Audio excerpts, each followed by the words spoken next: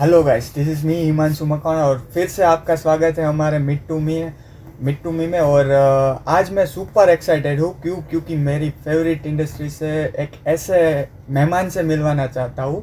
ये एपिसोड वैसे स्पेशली उसके लिए है जो मेरे काफ़ी सारे दोस्त मेरे आसपास है और काफ़ी ऐसे दोस्त हैं जो मेरे आसपास नहीं है, जो जानना चाहते हैं कि फिल्म इंडस्ट्री में काम कैसे मिलता है और कितना टाइम लग सकता है। बहुत सारे ऐसे बेसिक से सवाल होते हैं। तो मैं कोशिश करूँगा कि आपके बहुत सारे ऐसे सवाल हैं जो सोशल मीडिया में आप लोगों ने हमसे किए हैं, और हमारे दोस्त ने मुझे बहुत सारे ऐसे सवाल, जिसको पता है कि मैं किस मेहमान से मिलवाना चाहूँगा आज, तो बहुत सारे सवाल आ गए थे हमारे पास कल रात ही। तो मैं कोशिश करूँगा कि आपके सारे के सारे सवालों का जवाब ठीक से आपको मिल जाए। तो चलिए आइए हम मिलते हैं निकुंज मोदी जी से। कैसे हैं सर आप? बस एकदम बढ़िया। थैंक यू वेरी मच कि आपके पॉडकास्ट में आपने मुझे इनवाइट किया और मैं आपके सामने बैठा हूँ। बहुत सारे लोग ऐसे हैं जो जानना चाहते हैं कि कैसे स्टार्ट करें, कैसे आगे बढ़ें। बिल्कुल तो हो सके उतनी ट्राई करूँगा, कोशिश करूँगा कि वो लोग भी वैसे उस वे में जाए और उनको जो सक्सेस मिलनी चाहिए वो मिले। बिल्कुल। वैसे मैं खुद बहुत टाइम से मैं आपका वेट कर रहा था, क्योंकि मैंने आपकी जर्नी बहुत ऊपर ऊपर से देखी हुई है। पर ऊपर ऊपर से होता है ना कि वो नहीं फील हो सकता कि जो आपने फील किया हो आपकी जर्नी में। तो मैं को वही जानना चाहूँगा पूरे एपिसोड में कि जो आपने ज़ीरो से स्टार्ट किया है, जैसे गुजराती फिल्म से गॉडफादर नहीं होते या कोई ये बताने वाला नहीं होता कि कैसे क्या करना, तो तब क्या करें कि हमें ये चीज़ पसंद है, ये काम। तो शुरू में आपको कहीं ना कहीं से एक आर्टिस्ट को लगता है किसी ना किसी को देख कर कि मुझे ये करना है। चलो वो तो बेसिक सवाल मैं बात वापस से करूँगा ही, पर उससे पहले ये जानना है कि ये जो होता है कि जब कोई नहीं होता दिखाने वाला कि ये मुझे पसंद है तो मैं कैसे करूँ, तो ये शुरुआत कैसे होती है एक आर्टिस्ट की? एक आर्टिस्ट की जो अच्छे आर्टिस्ट हैं इंडस्ट्री में और जो आर्टिस्ट को मतलब आर्ट को अंदर से जानते हैं, वो लोग की, अगर मैं गॉड फादर बोलूँ ना, तो कोई भी आर्टिस्ट हो या डायरेक्टर हो, एक्टर हो, म्यूजिक डायरेक्टर हो, कोई भी हो, उसका गॉड फादर सबसे पहले होती है उसकी माँ। ऐसा क्योंकि अगर मुझे एज एन एक्टर बनना है, एज ए एक्टर परफॉर्म करना है या इंडस्ट्री में जाना है, तो सबसे पहले मुझे सपोर्ट चाहिए माँ का। फिर वो पापा को मनाएगी कि हाँ इसको जाना है तो जाने दो, एक बार ट्राई तो करना दो। तो माँ एक ही चीज़ है जो बोलती है कि बेटा जा। तो मैं एक ऐसा खुशनसीब इंसान हूँ जिनको सबसे पहले माँ ने भी ये बोला कि जा और पापा ने भी बोला कि जा। क्योंकि पहला फिल्म मेरा जब रिलीज हुआ एज एन एक्टर, और मुझे आज भी याद है कि वो सफल था 0 किलोमीटर। तो फिल्म देखने मम्मी पापा प्रीमियर में आए थे। उन्होंने एक बार फिल्म देख ली, फिर जब फिल्म रिलीज हुई, एक दिन गए पापा, दूसरे दिन गए पापा, तीसरे दिन गए पापा। सुबह 9 बजे दुकान खोलते थे, रात को 9 बजे दुकान बंद होती थी, 9:30 बजे का शो होता था। फटाफट घर पे आते थे, सामान जो रखना है वो रखा और डायरेक्ट टिकट लेके अंदर। एक बार भी ऐसा नहीं बोला कि मैं निकुंज मोदी का फादर हूँ। अगर वो थिएटर वालों को बोलते तो वो ऐसे ही जाने देते, लेकिन एक बार भी नहीं बोला। टिकट के परचेस मेरे पापा ने खुद ही की, और वो 9 दिन कंटिन्यू गए फिल्म देखने के। तो जब मुझे पता चला 3 दिन बाद कि पापा रोज़ जा रहे हैं, तो मैंने बोला कि पापा आप रोज़ फिल्म क्यों देख रहे हो? आपने देखा ना, 1-2 बार ठीक है ना। वो बोलते हैं कि बेटा मैं पहली बार जब फिल्म देखने आया था तब मैंने देखा कि मेरे बेटे ने परफॉर्म कैसा किया। फिर मुझे लगा कि नहीं, मुझे एक और बार देखनी है। तो दूसरे दिन इसलिए गया था मैं क्योंकि मुझे वापस से देखनी थी। लेकिन फिर तीसरे दिन से मैं गया 9 दिन तक, वो इसलिए गया कि मेरे बेटे के डायलॉग्स पे ऑडियंस का रिएक्शन क्या है। मैं तुझे देखने नहीं, ऑडियंस को देखने गया। तो वो जो स्पिरिट है ना, वो कोई भी एनर्जी ड्रिंक नहीं दे सकता। बिल्कुल। वैसे आर्टिस्ट करता ही उसी के लिए कि अवार्ड जो जिसे कहते हैं, पर एक्चुअल अवार्ड तो यही होता है क्योंकि कहते हैं ना कि जब शुरू करते तो हम सबसे पहले, आपने बताया कि सब पहला होते है जो माँ, तो वही होता है कि हम वेट कर रहे होते हैं कि हम जो करना चाहते हैं वो एक बार हमारे पेरेंट्स देख ले, तो उसके चेहरे का क्या मतलब, वो फिर जब Yes. आपने देखा तब आप क्या आप उस वक्त क्या सोच रहे थे, कैसा लगा मतलब जब मैं आपकी फिल्म आपने पहली फिल्म आपकी जो Yes. थिएटर में Yes, जब release बड़ी हुई। स्क्रीन का वो हो रहा है अलग होता है, जब हमारे पेरेंट्स, हमारे मम्मी पापा सब देखते हैं, Yes. तो जब आपने पहली बार दिखाया कि मेरी फिल्म आ गई, हाँ। तो वो जो रिएक्शन था तब आपको कैसा लग रहा था? पहली बार तो मैं खुद ही विश्वास नहीं कर रहा था कि मैं एज एन एक्टर ये बड़े पर्दे पे आया, जिसमें मैंने और दूसरे एक्टर को देखा है बिल्कुल। परफॉर्म करते हुए, बिल्कुल। उसमें मैं आ रहा हूँ। अच्छा। तो सबसे पहले तो मैं ही शौक था, क्योंकि मैंने चलो डबिंग के टाइम पे फिल्म तो देखी है कि फिल्म कैसी बनी, लेकिन डबिंग के टाइम पे वो पर्दा नहीं रहता जो थिएटर में रहता है, वो माहौल नहीं रहता जो थिएटर में रहता है। तो जब प्रीमियर का टाइम था तो सबसे पहले मैं जब थिएटर में बैठा तो मैं पूरा नर्वस था कि ऑडियंस को कैसा लगे, मैं दिखूंगा हीरो जैसा कि नहीं, सब मुझे एक्सेप्ट करेंगे कि नहीं। लेकिन जब धीरे धीरे धीरे फिल्म चालू हुई, 10 मिनट 15 मिनट 20 मिनट जब मेरी एंट्री आई, और उसके बाद जो भी मेरे, देखो प्रीमियर में तो क्या रहे, हमारे जान पहचान वाले ज़्यादा रहते हैं, फिर इंडस्ट्री के लोग रहते हैं, और कुछ लोग ऐसे रहते हैं जो फर्स्ट टाइम फिल्म देख रहे हैं, सिर्फ हमारे बुलाने पे आए थे। तो उन लोगों का जब रिएक्शन आता है ना, क्या बात है, वो सीटी लगती है, मेरे डायलॉग्स पे सब हंसते हैं, अरे यार कमाल का कैरेक्टर है ये। अगर बाहर आके सब बोलते हैं कि यार अगर दोस्त हो तो अमित जैसा दोस्त हो, तब मुझे लगता है कि जो मैंने मेहनत की थी इतने दिन, इतने साल, वो आज सक्सेस मिली मुझे कि हाँ, मैं जो दिखाना चाहता था ऑडियंस को वो मिला मुझे। तो आपके मम्मी और पापा ने सबसे पहला वर्ड्स क्या कहा था?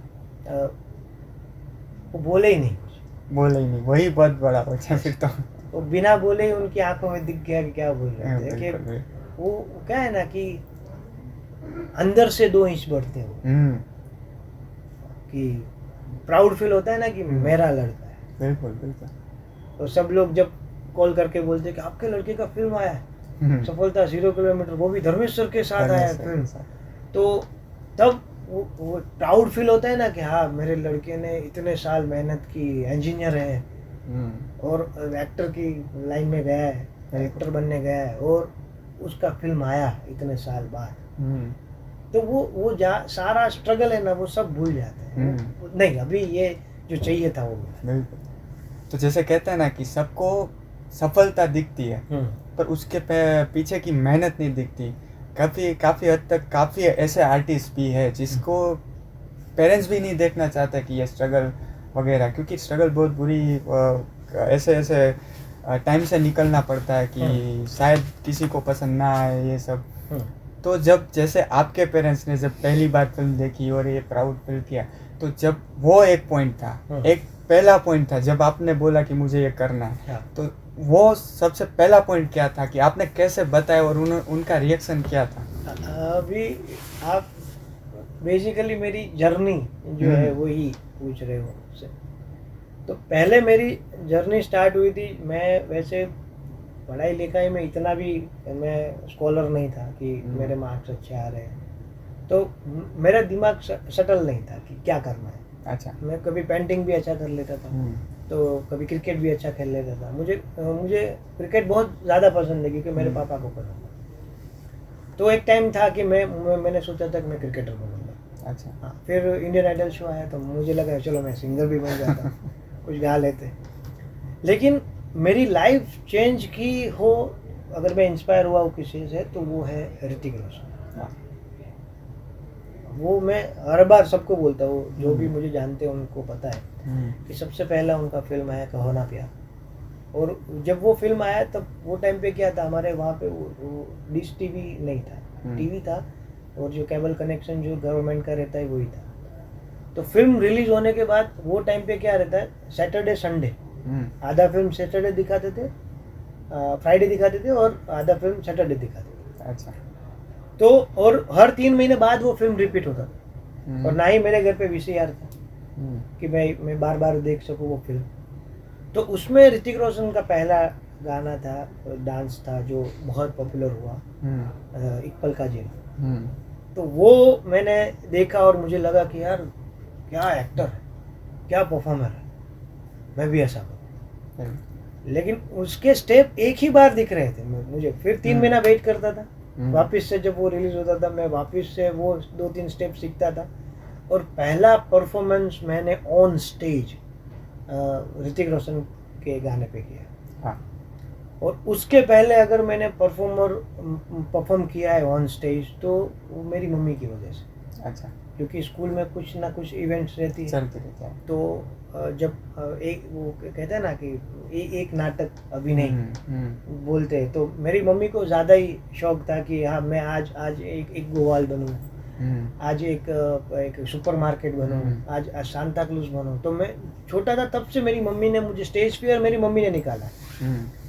वो 500 लोगों के सामने मेरी मम्मी छोड़ देती थी, अभी जा, या तो तू रोएगा या फिर करके वापस आएगा। तो डरता भी था मैं, लेकिन स्टेज फियर निकालने वाली मेरी माँ। अच्छा। तो वहाँ से धीरे धीरे फिर मैं डांस करने लगा। डांस अच्छा कर रहा था तो मम्मी पापा को लगा कि ना यार चलो डांस में तो अच्छा है, लेकिन वो बोलते रहते कि डांस अकेले डांस से कुछ नहीं होता बेटा, पढ़ना है। तो मैं धीरे धीरे 12th साइंस में आया, फिर 12th साइंस पास आउट करके फिर मैंने इंजीनियरिंग में एडमिशन लिया। तो वहाँ पे इंटर कॉलेज कंपटीशन रहता था, तो मैं वहाँ पे भी परफॉर्म करने जाता था, वहाँ पे विनर हुआ तो और भी प्राउड होता था कि हाँ चलो अलग अलग जगह पे जाके ये परफॉर्म कर रहा है और उसको अवार्ड्स मिल रहे हैं। फिर एक टाइम आया, सब मेरे दोस्त लोग ने बोला कि यार तू डांस तो अच्छा कर, एक काम करना, सीखा ना, कोरियोग्राफर बन जा। और वो टाइम पे मुझे इसलिए भी कोरियोग्राफर बनना था क्योंकि मेरी फाइनेंशियल कंडीशन ऐसी नहीं थी कि मैं अपनी कॉलेज की फीस वगैरह पे आउट कर पाऊँ या फिर मैं जहाँ पे रहता हूँ वो सब पे आउट कर पाऊँ। तो एक जरिया भी था कमाने का, चलो इनकम भी जनरेट होगी तो मेरा जो खर्चा है वो निकल जाएगा। तो मैं कोरियोग्राफर बना। तो एक टाइम ऐसा था जब मेरे पास एक भी स्टूडेंट नहीं था और मेरे नीचे के डांस क्लास वाले के बाहर में चप्पलें गिनता था, 1 2 3 4 5, ओहो आज 20 स्टूडेंट, और मेरे बाहर मेरे ही चप्पल थे सिर्फ। फिर भी मैंने सोचा कि चलो आएंगे, एक तो आएगा, 2 तो आएंगे, फिर एक स्टूडेंट आया, फिर दूसरा आया। फिर एक टाइम ऐसा आया कि वो बाहर खड़ा था और वो सिर गिन रहा था ऊपर कि निकुंज के वहाँ पे कितने स्टूडेंट थे। तो सुरेंद्र नगर के सबसे बड़े डांस क्लास मेरे थे। मैंने 200 स्क्वायर फीट में डांस क्लास स्टार्ट किया था, फिर 5000 स्क्वायर फीट का डांस क्लास था मेरा, 200 स्टूडेंट, 11 स्कूल। और 2013 में ये सब छोड़ के, क्योंकि मेरे अंदर एक ही चीज़ थी, I want to become actor. अच्छा। और ये सब छोड़ के मैं गया मुंबई। मेरे बड़े पापा वहाँ पे रहते हैं, उनके घर पे रहा मैं 2 साल। मेरे भाई ने, अमित भाई ने बहुत हेल्प की, बिमल भाई ने हेल्प की, मेरे भाभी, हेमल भाभी, स्नेहल भाभी। फिल्मों में नहीं, मैं वहाँ पे रहता था, उनको पता था कि ये स्ट्रगल करने आया है, यहाँ पे एक्टर बनने आया है। तो रोज मैं बोलता था भाभी मैं इधर जा रहा हूँ ऑडिशन देने के लिए, उधर जा रहा हूँ ऑडिशन देने के लिए। मैंने 32 ऑडिशन दिए। अच्छा। और सब में मुझे अच्छे से स्माइल दे के मना किया कि बेटा नहीं आ सकता, तेरे से नहीं होगा। तो मुझे लगा कि चलो अभी नहीं होगा सीरियसली। तो मैं बैग जो है मेरी पैक कर रहा था और मेरी भाभी ने बोला क्या कर रहा है। मैंने बोला भाभी अभी नहीं होगा मेरे से। 32 ऑडिशन दिए मैंने, सब में रिजेक्ट हुआ, बिकॉज मुझे पता ही नहीं था कि हाउ टू एक्ट।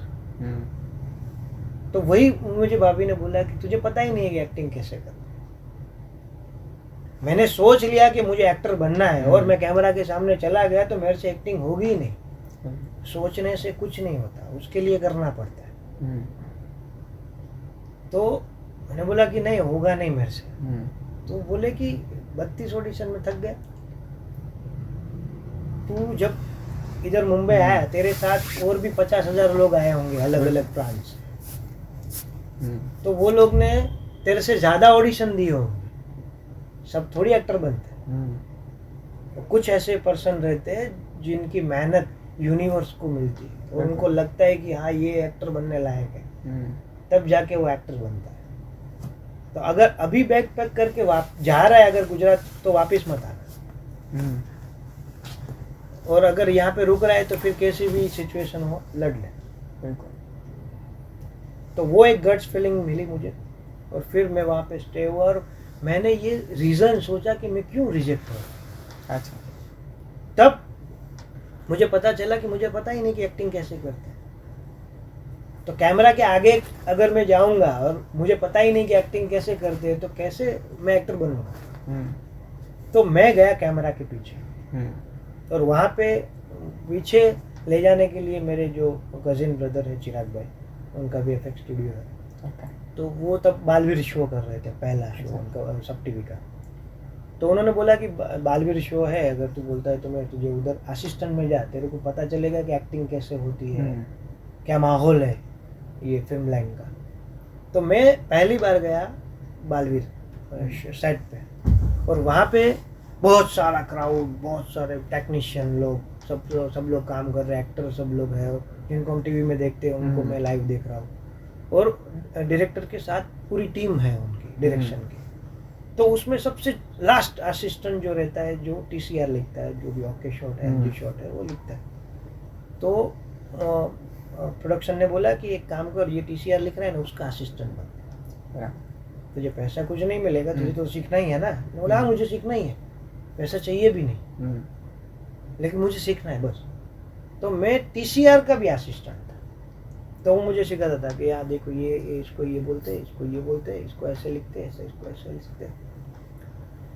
5 दिन 6 दिन हुआ। सुबह 7 बजे का शिफ्ट मोड आइलैंड में, मुझे जाना है भाईंदर से।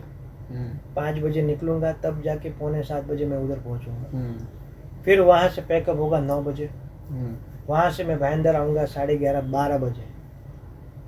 जैसे ही आऊँगा, खाना खाया, सोया, 4 घंटे में वापस उठना है। ये रोज़ कंटिन्यू ऐसा था। मुझे पता नहीं था कि आज संडे है कि सैटरडे, क्योंकि मुंबई में छुट्टी नहीं रहती, 3 दिन रहती है। वहाँ तो दिन रात भी नहीं होते।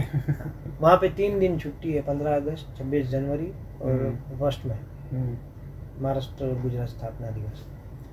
3 दिन छुट्टी है बस, बाकी छुट्टी नहीं रहती। और या शायद कोई नया ट्रैक आने वाला है तो 1-2 दिन की छुट्टी देते होंगे। तो कंटिन्यू काम करता गया और मुझे लगता है मैं 15 दिन में एज एन टीसीआर असिस्टेंट मैं हो गया।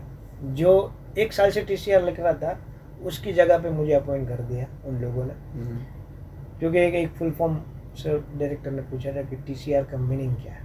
अच्छा। और कोई बता नहीं सके और मुझे पूछा, तो मैंने बोला सर ये मीनिंग है। तो उन्होंने बोला तुझे कैसे पता?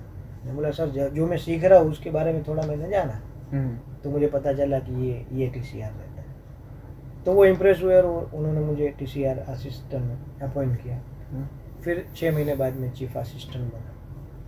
तो धीरे धीरे वो शो किया मैंने। फिर दूसरा शो किया 2025, धर्मपाल ठाकुर उनके डायरेक्टर थे।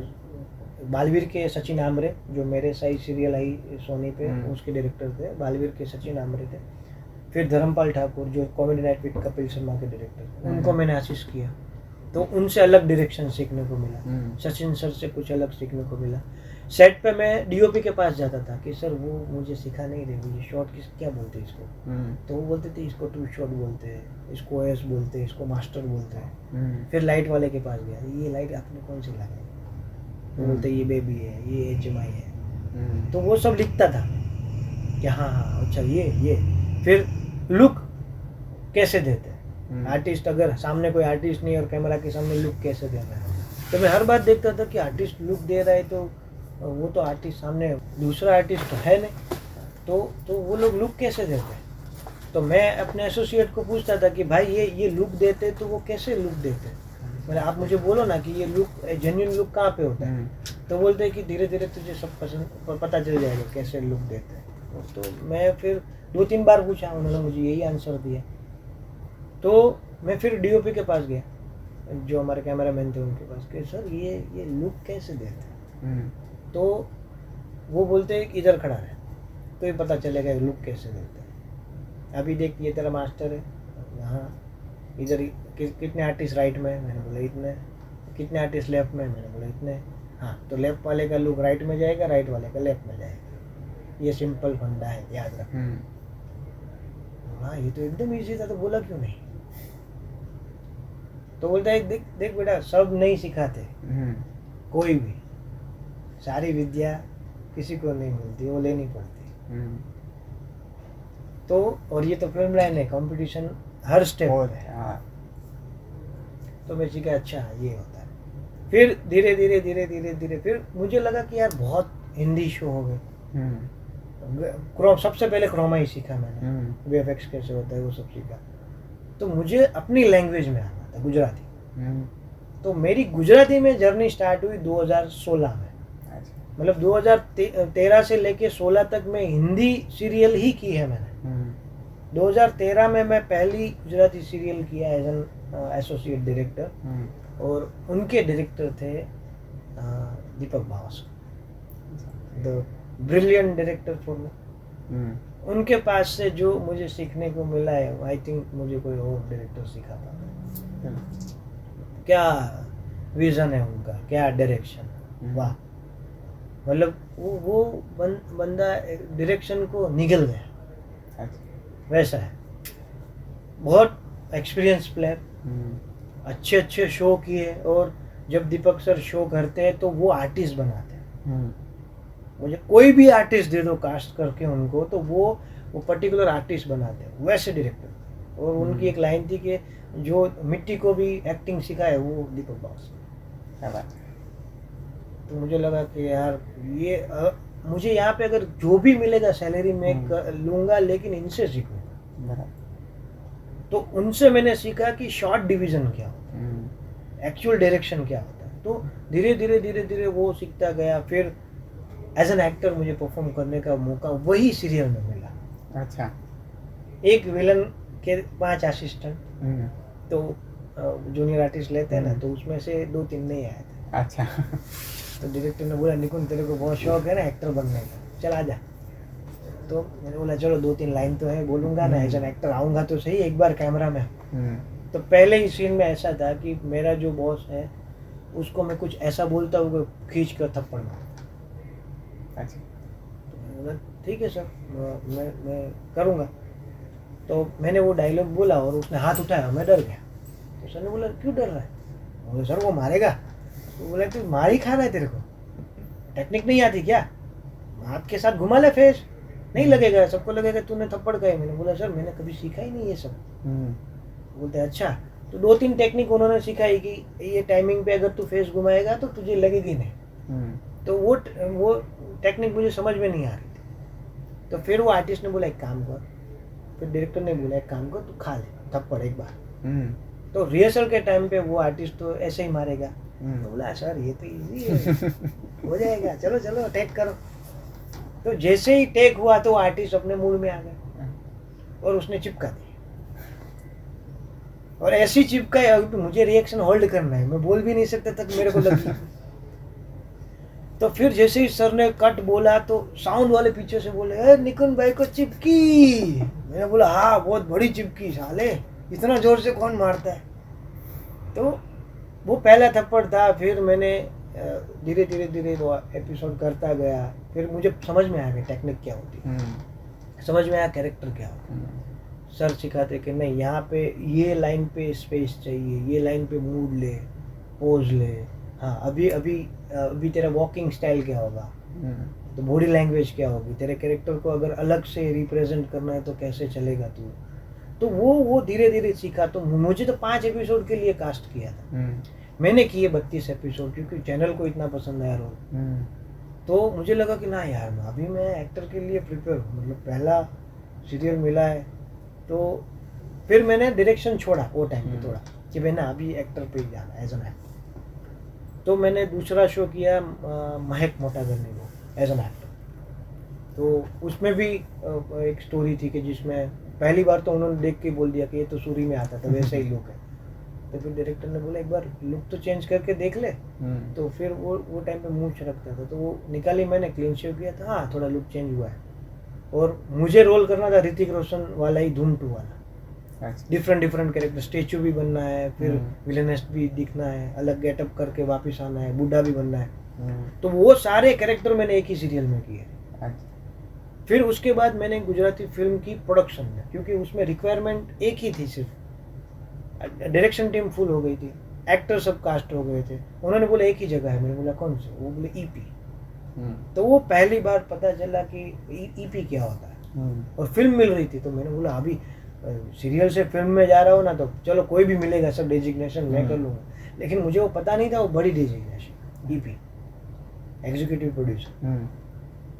तो मैं जब ईपी बना तब मुझे पता चला कि फिल्म मेकिंग एक्चुअली क्या हो, कैसे कैमरा आता है, कैसे कास्टिंग होती है, कैसे लोकेशन रेखी होती है, कैसे पूरा सेटअप होता है, कैसे टीम होती है। तो वो धीरे धीरे करता करता फिर प्रोड्यूसर को मेरे पर पूरा ट्रस्ट था कि वो टाइम पे मेरे पास इतने पैसे कैश रहते थे कि मुझे लगता था मेरे से ज़्यादा अमीर कोई नहीं है। इतने कैश, लेकिन उनको पता था कि अगर 100 रुपये भी कम हुए ना तो निकुंज अपनी जेब से डाल देगा, इतना ट्रस्ट था। तो वो फिल्म की, उसके बाद मुझे कॉन्फिडेंस आया कि ना अभी मैं प्रिपेयर हूँ इंडस्ट्री में लड़ने के लिए। अगर आप एक वॉरियर हो तो आपको या तो तलवार या फिर गन चलानी आनी चाहिए पहले। वो आता ही नहीं तो हम लोग जाते ही नहीं लड़ने। तो मैंने सोच लिया कि ना अभी मैं लड़ने के लिए तैयार हूँ, अभी मैं एज एन एक्टर भी परफॉर्म कर सकता हूँ, एज ए डायरेक्टर भी और एज ए प्रोडक्शन भी। तो पहली मूवी एज एन मुझे कास्ट हुआ सफलता 0 क्लब, जिनको मैं टीवी पे देखता था एज ए डांसर, जिनसे मैं इंस्पायर होता था एज ए डांसर, धर्मेश येलंडे, और उनके साथ पैरेलल लीड। तो पहले तो वो डाइजेस्ट ही नहीं हुआ कि धर्मेश सर के साथ मैं। तो पहली बार जब भाई को मिलने गया, वो इधर बैठे, मैं आया, हेलो सर, हाँ भाई कैसे हो? तो वो बोले रिलैक्स निकुंज, हम दोनों एक्टर है दोस्त फिल्म में, तो रिलैक्स हो जा। मैं बोला नहीं भाई, मैं एकदम रिलैक्स हुआ। तो बोलते कुछ नहीं होता, आराम से रिलैक्स हो जाओ। उनके घर पे ही गए थे। फिर उन्होंने बोला एक काम कर चल। तो हम लोग बालकनी में गए, फिर उन्होंने बात की, ये मैं फिर थोड़ा सा खुला, हाँ चलो वैसे हम लोग जानते वैसे नहीं है, ये अच्छे पूरे डाउन टू अर्थ। फिर मैं खुला, और जब टेक का टाइम आया, जब सेट पे गए हम लोग, पहला सीन था ल्यूना पे, धर्मेश भाई के पीछे मैं बैठा हूँ और ल्यूना पे हम लोग जा रहे गाना गा रहे। तो पहला ही सीन था वो। तो मैं नर्वस था, मैं कैसे होगा, धर्मेश भाई है, उन्होंने कैमरा इतना फेस किया एज एन एक्टर, मैंने तो इतना किया नहीं, तो कैसे करूँगा मैं। तो ल्यूना पे धर्मेश भाई बैठे, मैं उसके पीछे बैठा, आगे वॉकी टॉकी रखा था कि हमें कॉल दे डायरेक्टर कि आना है तो हम आते हैं। तो धर्मेश भाई ने बोला अभी भी तो नर्वस है ना, अभी ले ल्यूना का लीवर दिया, और हम लोग गए 4 किलोमीटर आगे। वॉकी टॉकी का रेंज तो 1 किलोमीटर तक ही रहता है। तो सब लोग इधर चिल्ला रहे, आओ आओ आओ, हमें पता ही नहीं कौन बुला रहा। फिर धर्मेश भाई और मैं एक जगह पे खड़े रहे, उसने बोला कि रिलैक्स हो जाओ दोस्त, पहले अच्छा एक्टिंग करना है, अच्छा परफॉर्म करना है बस, और सब भूल जा। बोला भाई मैं ऐसा नहीं कि मैं एक्टिंग नहीं करूँगा, मुझे पता है, लेकिन थोड़ा सा नर्वस था कि आपके साथ कर रहा हूँ। तो वो बोलते छोड़ देना है, वो भूल जा। तो बोला ठीक है, पक्का भूल गया मैं, वो टाइम पे भूल गया। फिर ऐसा भूला कि कभी कभी थोड़ा सा मुझे ऐसा लग रहा था कि मैं ज़्यादा ना करूँ, क्योंकि वो लीड थे और मैं सेकंड लीड था, पैरेलल लीड था।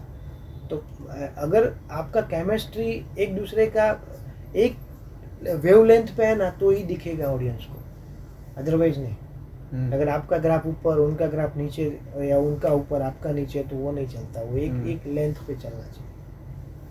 तो फिर मैंने वो फिल्म की धर्मेश सर के साथ, सफलता 0 किलोमीटर। उसी दौरान सेट पे ही मैंने दूसरी फिल्म साइन की थी, बोल गांधी बोल। हाँ। फिर वो फिल्म ख़त्म हुई, फिर उसके बाद मैंने कोविड आया।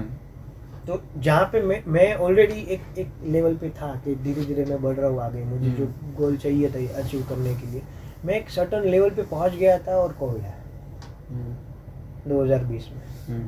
2020 में वो कोविड सिर्फ मेरे लिए नहीं आया सर, अच्छा, वो कोविड आया था हर एक आर्टिस्ट के लिए जो स्ट्रगल करते थे, जिनको अचीवमेंट चाहिए था कुछ ना कुछ। जो एक लेवल पे पहुंचना चाहते थे, जो धीरे धीरे बढ़ रहे थे, उन सबके लिए वो कोविड है।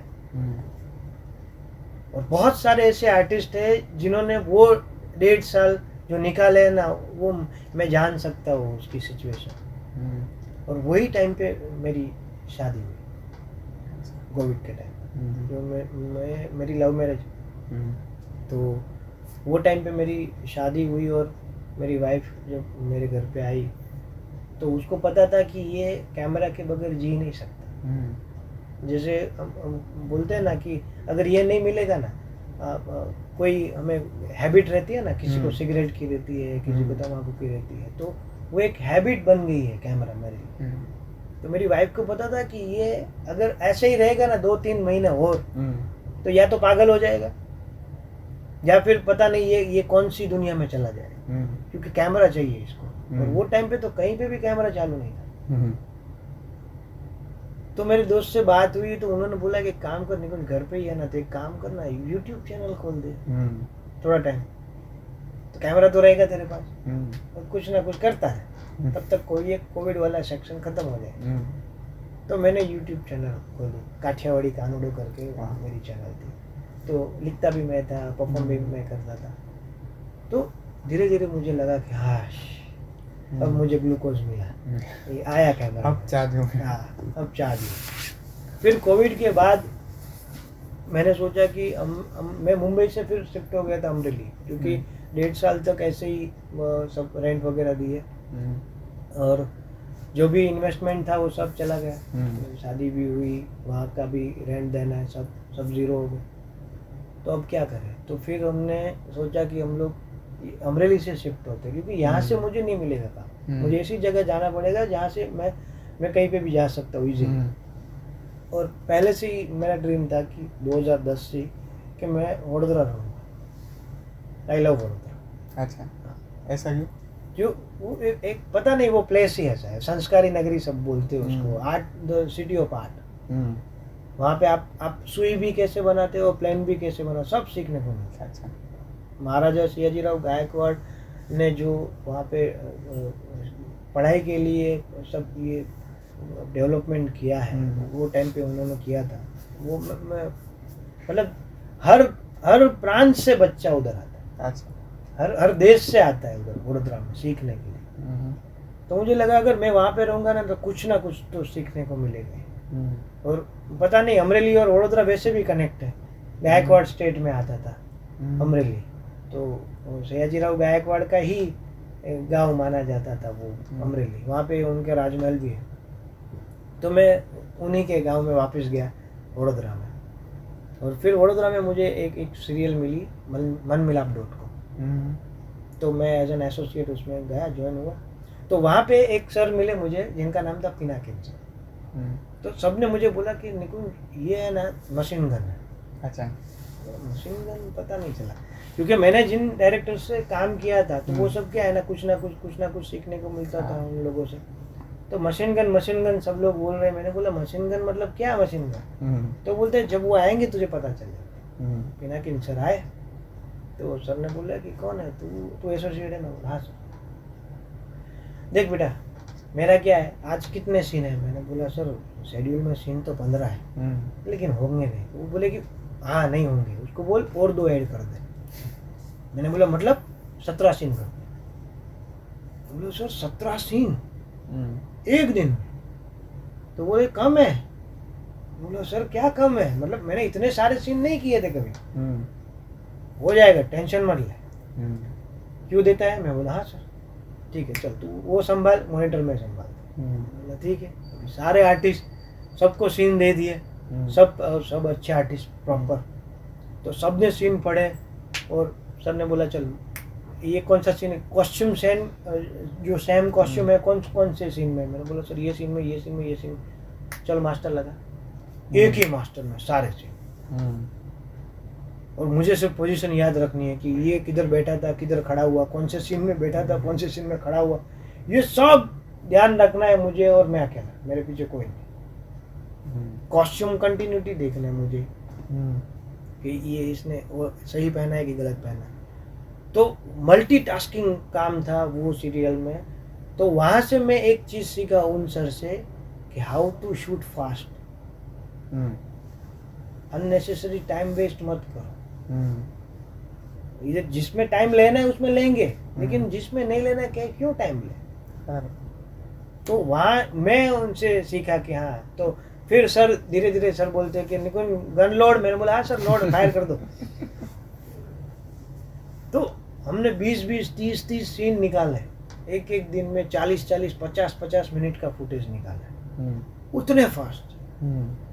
तो वहाँ से वो सीखा। फिर मैं गया भक्त गोरा कुंभार, गुजराती सीरियल थी, उसमें डायरेक्टर थे होमी वाडिया और मैं उसमें क्रिएटिव डायरेक्टर था। तो होमी सर का पहले नेचर थोड़ा मुझे लग रहा था कि क्योंकि कभी कभी क्या है कि उनके मुंह से गाली निकलती थी ऐसा, लेकिन उनका हैबिट है ऐसा पहले से।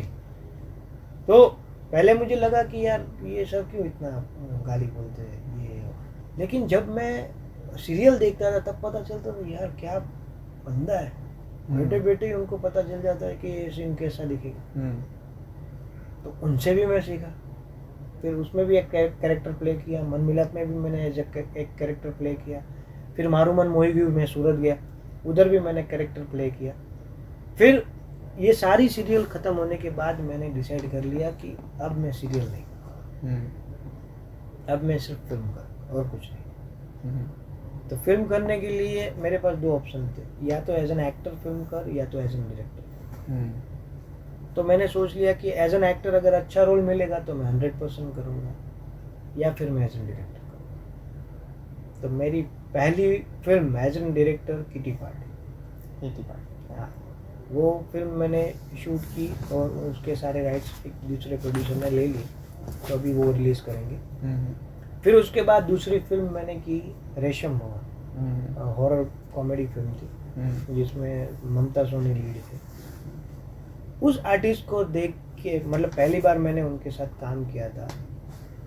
उन्होंने इतनी रूरल फिल्म की है, यहाँ पे अर्बन रूरल चल रहा है, लेकिन मेरे ओर से गुजराती फिल्म ही है, गुजराती फिल्म इंडस्ट्री ही है।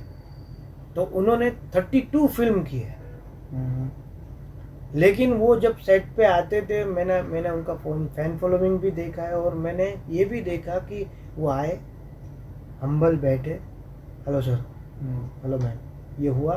और उन्होंने बोला थोड़ा टाइम हो गया तो उन्होंने बोला सर चाय मिलेगा। बोला मैम क्यों नहीं मिलेगा। तो प्रोडक्शन को बोला कि यार चाय दे मैम को। तो बोले कि सर वो आ रहा है बाहर से, यहाँ पे वो है नहीं। मैंने बोला 5-10 मिनट मैम वो आ रहे हैं, नो प्रॉब्लम। तो वो चाय लेके आए, वो कप ढूंढ रहा है कि कप मैं दूँ मैडम को। तो मैंने बोला मैम 5 मिनट। बोले उनको बोलो कि थर्मोकोल में इतनी ही चाहिए, मुझे थोड़ा सा सिर दर्द हो रहा है, इतनी ही चाहिए, वो दे दे मुझे, कोई प्रॉब्लम नहीं। तो फिर उनको चाय दी और उन्होंने बोला रेडी सर, चलो अभी क्या करना है सर। मैंने बोला मैम आपको भूत बनना है। तो बोले नहीं नहीं नहीं नहीं नहीं, ये मेरी बात प्रोड्यूसर से हुई नहीं थी, मैं हॉरर गेटअप नहीं करूँगी। मैंने बोला मैम हॉरर फिल्म है तो हॉरर गेटअप तो जाएगा। उन्होंने बोला नहीं, मैं हॉरर गेटअप में गंदी दिखती हूँ, मुझे पता है, नहीं मैं नहीं करूँगा। मैम एक बार मेरा विजन देख लो आप, मुझे क्या चाहिए, कौन सा गेटअप चाहिए। लेकिन वो एक 2 सीन के लिए तो मुझे दिखाना चाहिए पड़ेगा कि आप ये भूत हो, फिर तो आप नॉर्मल लुक में आ रहे हो। तो उन्होंने बोला नहीं मैं नहीं करूँगा। तो फिर मैंने बोला प्लीज़ मैम रिक्वेस्ट है। उन्होंने बोला ठीक है चलो। तो गए मेकअप वाले के पास, 1 घंटे बाद वो दौड़ के आए,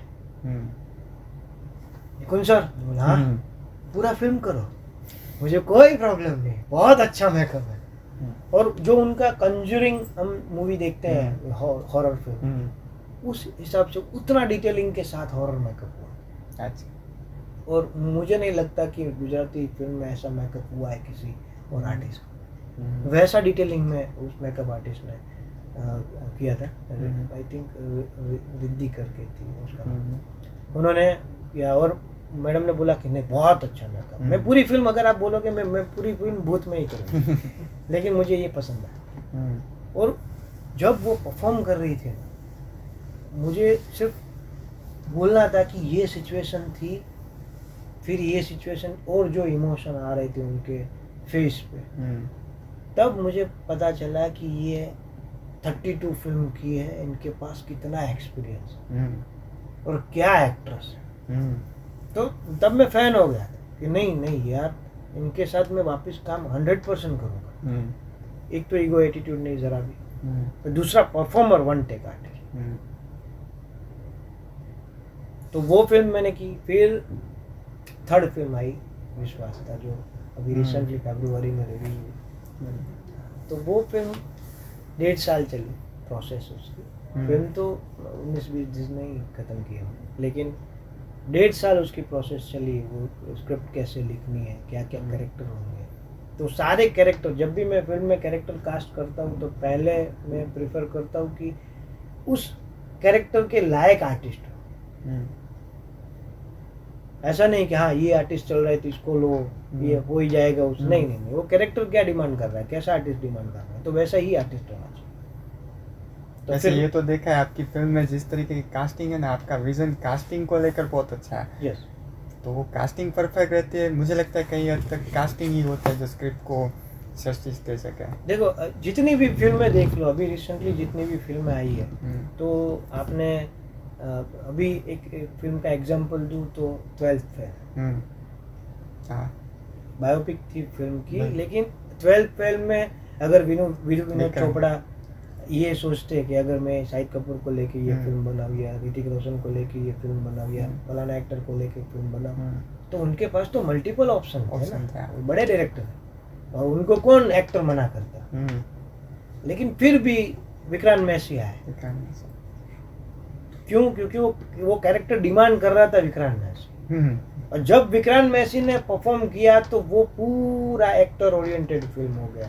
क्या परफॉर्म किया, तो उसके कंपैरिजन में और कोई आर्टिस्ट नहीं आ सकता। सेम MS धोनी देख लो आप, तो सुशांत सिंह के अलावा हमें ऑप्शन ही नहीं मिलता कोई। तो एक स्क्रिप्ट में जो एक्टर है, जो कैरेक्टर लिखा है, वो एक पर्टिकुलर एक्टर के लिए है। वो किसी बड़े फेस के नाम पे, वो फिर स्क्रिप्ट उसके नाम पे लिखी जाती है। अगर राइटर की स्क्रिप्ट है, अब वो शूट करना है तो उसके हिसाब से कैरेक्टर कास्ट होना चाहिए। या फिर पहले से डिसाइड है कि ये एक्टर के साथ काम करना है, तो फिर उसके हिसाब से स्क्रिप्ट लिखो। बराबर। तो जैसे आपने अपनी जर्नी बताई, इसके बीच में एक ऐसी चीज़ थी जिसका शायद ही किसी का ध्यान गया हो, जो है वक्त। ये इतना टाइम अपने आप को संभालना। सबसे पहले कि जैसे आपने बताया कि मैंने यहाँ डांस से शुरुआत की, फिर मैं मुंबई गया, फिर मैं छोड़ने ही वाला था कि मुझे पहली किक भाभी जी ने दी जी। और फिर मैं मुंबई में ये एडी कर रहा था, और फिर सुबह इतने टाइम तक पहुंचना, क्योंकि हम कैमरे के पीछे।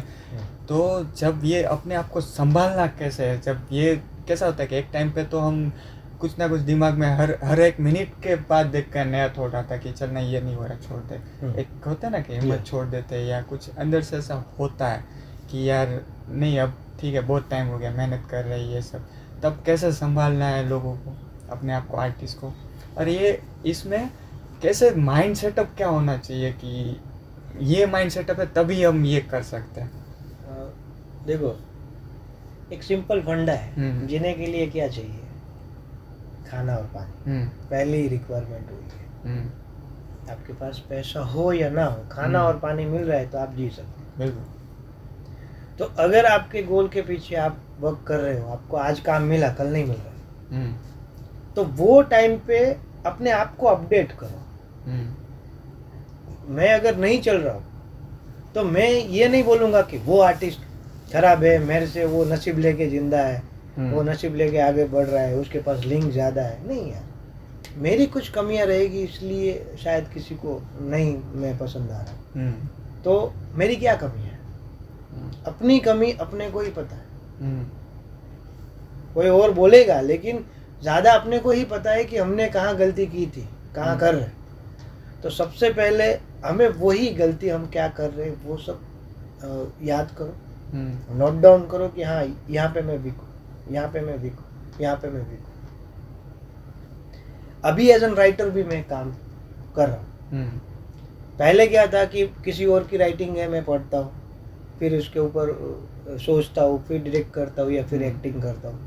अभी मैं खुद कंसेप्ट लिख रहा हूँ, क्यों? क्योंकि मुझे लग रहा है कि अगर मैं कुछ नया कंसेप्ट लेके आऊँ इंडस्ट्री में, कुछ नई चीज़ लेके आऊँ, तो मुझे लगता है कि हाँ यार, देखी हुई चीज़ नहीं दिखानी है, अब कुछ नया दिखाना। रोज ए दाल भात આપણને મળે તો એ ભાવે नहीं, तो कुछ ना कुछ चीज़ें अपडेट देना ज़रूरी है। वो भगवत गीता में भी लिखा है, अपने आप को अपडेट करो, तभी जाके आप कुछ बन पाओ। तो मैं, अगर वो मेरा डाउन टाइम चल रहा है, तो मैंने अपने आप को अपडेट किया है। और मुझे संभालने वाले मेरे फ्रेंड, मेरे फैमिली मेम्बर, मेरी वाइफ। जब मेरे पास काम नहीं है तो मेरी वाइफ बोलती है इट्स ओके, तू मेहनत कर रहा है ना, डोंट वरी, मेहनत कर, वही वे में कर, गलत वे में मत जा। क्योंकि जब काम नहीं रहता है, पैसा नहीं रहता ना पॉकेट में, तब दिमाग में गलत सोच आती है वही कि मैं ड्रिंक करूं, मैं कुछ कर नहीं रहा हूँ, क्या करूं, मर जाऊं। तो चलो मैंने ड्रिंक स्टार्ट कर दी, मैं बोतल लेके बैठ गया, तो क्या वो बोतल खत्म होते ही मुझे यशराज से कॉल आएगा कि निकुंज आ जा? पहली बात। दूसरा, मैंने सोचा कि चलो मैं मर जाता हूँ, कुछ काम कर ही नहीं रहा हूँ, तो मैं ब्रिज पे खड़ा हूँ और मैं सोच रहा हूँ कि नीचे कूदूंगा, तो मैं क्या कूदूंगा पानी में, तो मुझे धर्मा से फोन आएगा कि निकुंज भाई वो नया कैरेक्टर है, ऋतिक रोशन के सामने आपका कैरेक्टर है। नहीं आए, गए आपने वो बोतल ली, दारू की बोतल ली, तो 1500 2000 3000 जितने भी वो पैसे भी गए उसमें, और मर गए तो अपनी जिंदगी गई। तो आपके ड्रीम का क्या? और आपके ड्रीम से ज्यादा जिन लोगों ने आपके ऊपर भरोसा किया ना, उसका क्या? अगर मेरे पापा ने सोचा है कि मेरे पापा को मेरे नाम से मतलब नहीं है, अगर स्क्रीन पे लिख के आएगा कि डायरेक्ट बाय निकुंज मोदी, तो मेरे पापा को वो पसंद नहीं है। नाम नहीं बेटा, तू किधर है? तो मैं ये समझा नहीं सकता पापा को कि पापा वो एक्टर से भी बड़ा है, वो डेजिग्नेशन डायरेक्टर का, कि द फिल्म बाय निकुंज मोदी, तो उनको मैं दिखना चाहिए उसके अंदर। तो अगर मेरे पापा 9 दिन कंटिन्यू एक ही फिल्म देख रहे हैं मेरी, ये आज से किया मेरा बेटा काम कर रहा है, अच्छा काम कर रहा है, तो उसके दिमाग में एक ही चीज घूम रही है। अगर मुझे कॉल भी आएगा तो बोलेंगे कौन सा नया प्रोजेक्ट कर रहा है, कौन सा कैरेक्टर है तेरा। तो अगर मैंने कुछ कर दिया, गलत काम कर लिया या फिर गलत में चला गया, तो उनका क्या? मेरे फ्रेंड जो मेरे साथ थे स्ट्रगल टाइम में, वो लोग बोलते कि भाई जिस दिन बड़ा बन गया ना साले, तो हमें लेके जाना इधर, हम लोग साथ में बैठेंगे, इधर जाएंगे निकुंज। उसका क्या? मेरी छोटी बहन का क्या, जिसने सपने देखे थे कि हाँ मैं एक बड़े आर्टिस्ट के हाथ में राखी बांध रही। मेरी वाइफ का क्या, जिसने सब कुछ छोड़ के मेरे लिए आई, वो कि हाँ ये एक्टर बनेगा और दूसरों से अच्छा एक्टर बनेगा। तो उन सबको मैं पीछे छोड़ रहा हूँ अगर मैं गलत वे में जा रहा हूँ। तो पहला थॉट्स ऑफ प्रोसेस यही है, रहता है मेरा, कि आज मेरे पास काम नहीं है ना, तो मैं कुछ अपडेट करूँ मेरी लाइफ, मेरे अपने आप को। तो मैं डायरेक्शन में कुछ नया सीखता हूँ, तो यूट्यूब में सारी चीज़ें सीखने को मिलती है। नई वेब सीरीज देखता हूँ कि कौन सी नई स्टोरी चल रही है, क्या स्टोरी आई है, कैसे डायरेक्शन नया अपडेट हुआ है, कौन से इक्विपमेंट नए आए, तो वो मैं देखता हूँ। एक्टर हो तो आप परफॉर्म कैसे अच्छे से कर सकते हो, तो वो भी मैं देखता हूँ। मैं थिएटर वर्कशॉप में चला जाता हूँ, एज एन आर्टिस्ट बैठ जाता हूँ, यहाँ बैठो और नए आर्टिस्ट से बात करता हूँ, उनको देखता हूँ, फिर मैं बोलता हूँ हाँ इसमें से मुझे 2 चीज़ सीखने को मिली। या फिर ऐसे ही घूमने निकल गए हम, जब नीचे घर से बाहर निकलते हैं ना, तो हमारे सामने सब एक्टर हैं, सब एक्टर। और एक्टर ऑलवेज ऑब्जर्वेशन से ही सीखने को मिलता है एज एन एक्टर। आपका ऑब्जर्वेशन पावर अच्छा है तो आप एक्टर अच्छे हो। और दूसरा, आप लिसनर अच्छे होने चाहिए, तो आप एक्टर अच्छे हो। तो मैं ऑब्जर्वेशन करता हूँ सबको, हाँ ये कैरेक्टर अच्छा है, चलने का स्टाइल अलग है, तो ये कब कॉमेडी फिल्म करूँगा, मैं कॉमेडी कैरेक्टर करूँगा तो ऐसे कुछ चलूँगा, तो लोगों को ज़्यादा हंसना आएगा। यार ये इमोशन जो जो लोग पुअर लोग आते हैं बोलते हैं कि साहब पैसा दो ना, तो उनके पास है ना कन्विंस करने का पावर है। इतना कन्विंस करेंगे हमें, तो नहीं हाथ जाता है ना फिर भी डाल देते। पता है कि वो मैं अगर 5 रुपए दूंगा तो वहां पे दुकान पे जाएगा और विमल का पैकेट लेके आएगा, लेकिन फिर भी उनका कन्विंसिंग पावर कितना स्ट्रॉन्ग है। तो मैं वो भी ऑब्जर्व करता हूँ। तो ये सारी चीज ऑब्जर्वेशन करके और एक चीज दिमाग में रख के कि मेरा गोल क्या है, मुझे ये करना है, मतलब करना है। और मुझे अगर पूछे कि तेरा गोल क्या है, देखो मुझे एज एन एक्टर परफॉर्म करना था बड़े पर्दे पे, मैं कर लिया। टीवी पे आना था, मैं आ गया। डायरेक्टर बनना था, मैं बन गया। अब मेरा गोल इतना ही है कि ये फिल्म लाइन को मैंने अपनी लाइफ समर्पित कर दी है। तो मैं अभी जिंदा हूँ इस लाइन में, तो मैं भगवान से यही प्रार्थना कर रहा हूँ हर बार कि आखिरी सांस मेरी ये सेट पे हो,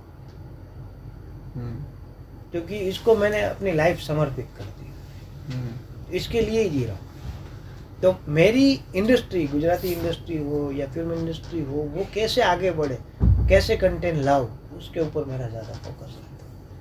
अच्छा, तो जैसे आपने अपने बारे में बताया कि ऐसे सारी चीज़ें प्रोसेस होती है, वैसे मुश्किल, आप डायरेक्ट भी कर रहे हैं, आप एक्ट भी कर रहे हैं, मुश्किल कौन सी चीज़ होती है, डायरेक्ट करना और एक्ट करना? देखो, एज एन एक्टर और एज एन डायरेक्टर अगर एक टाइम पे दोनों चीज़ कर रहा हूँ, तो दोनों में से एक भी चीज़ मैं प्रॉपर नहीं कर पाऊंगा, क्योंकि मुझे एक्टिंग में भी ध्यान देना है, मुझे डायरेक्शन भी करना है।